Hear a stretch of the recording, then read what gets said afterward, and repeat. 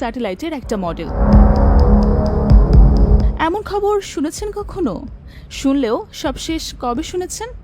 অথচ কুয়েটে ধুন্ধুমার মারামারি, ভিসির পদত্যাগের দাবিতে আন্দোলন, বুয়েটে হত্যাকাণ্ড, চুয়েটে অমুক বীর আর তমুক দল ধাওয়া পাল্টা ধাওয়া, ক্যাম্পাস অনির্দিষ্টকালের জন্য বন্ধ, কিংবা নিয়োগ পরীক্ষায় ব্যাপক স্বজনপ্রীতি। এসব খবর হারহামেশাই শুনছেন।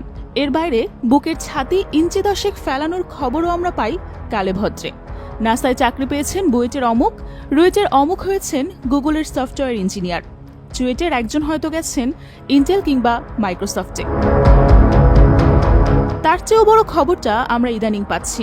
বিসিএস পরীক্ষার রেজাল্টে পররাষ্ট্র ক্যাডারে প্রথম হয়েছেন বুয়েটের অমুক, রুয়েটের অমুক ফার্স্ট প্রশাসন ক্যাডারে, পুলিশ ক্যাডারেও প্রথম বুয়েট, কুয়েটের অমুক এবার প্রথম হয়েছেন কাস্টম ক্যাডারে, কুয়েট থেকে ভালো রেজাল্ট করা ইঞ্জিনিয়ার মহাশয় প্রথম হয়েছেন কর ক্যাডারে। আর এসবের মাঝেই খবর আসছে প্রত্যন্ত এক গ্যারেজ মেকানিক বানিয়েছেন উড়োজাহাজ, আবার সেই উড়োজাহাজ উড়ছে আকাশে। সামান্য এক অটোরিকশার ইঞ্জিন কিংবা শ্যালো মেশিন দিয়ে বিমান বানিয়ে তা দিয়ে আকাশে উঠছে গ্রামের ছেলেটি, যার কোনো প্রাতিষ্ঠানিক শিক্ষা নেই, চলতি প্রকৌশল বিদ্যাও যার মোটেও রপ্ত নয়। অথচ বুয়েট কিংবা রুয়েটের সাবজেক্টের দাঁত ভাঙা নাম শুনলে আপনি তবদা খাবেন, মনে হবে বাহ, এ তো এলাহি ব্যাপার স্যাপার। তবে বুয়েট যে বসে আছে তেমন কিছু না। বুয়েটের সম্প্রতি একটা দুর্দান্ত কাজ করেছে বলে গণমাধ্যম বরাতে অনেকেই জেনেছেন। সেও এক অনন্য আবিষ্কার। বুয়েট পরিবেশ বান্ধব অটোরিকশা বানিয়েছে। নতুন নকশায় বানানো সেই গাড়ি চালানো শেখাতে নাকি ৬ কোটি টাকা ব্যয় করার সিদ্ধান্ত নিয়েছে। যদিও নিন্দুকেরা বলছেন পুরনো অটোরিকশাকেই মডিফাই করে বুয়েট মানুষকে ভুজুং ভাজুং বোঝাচ্ছে।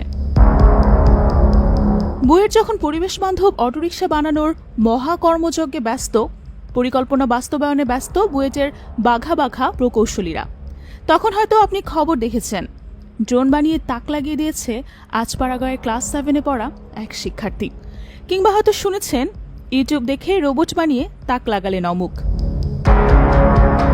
এজন্যই অনেকে মজা করে বলেন বুয়েট বানায় অটোরিকশা আর গ্রামের ছেলে বানায় ড্রোন প্লেন। এবার প্রশ্ন, এর জন্য আসলে দায়ী কারা? এর উত্তর অনেকেরই জানা। তারা মনে করে প্রচলিত শিক্ষা ব্যবস্থার দায়টাই বেশি। বড় দায় আছে রাষ্ট্রেরও। রাষ্ট্র প্রকৌশল শিক্ষা খাতে যে বাজেট দেয় তাতে পেটে ভাতে কোনো মতে দিন গুজরানো হলেও বড় কোনো গবেষণা বা প্রজেক্ট হাতে নেওয়া যায় না।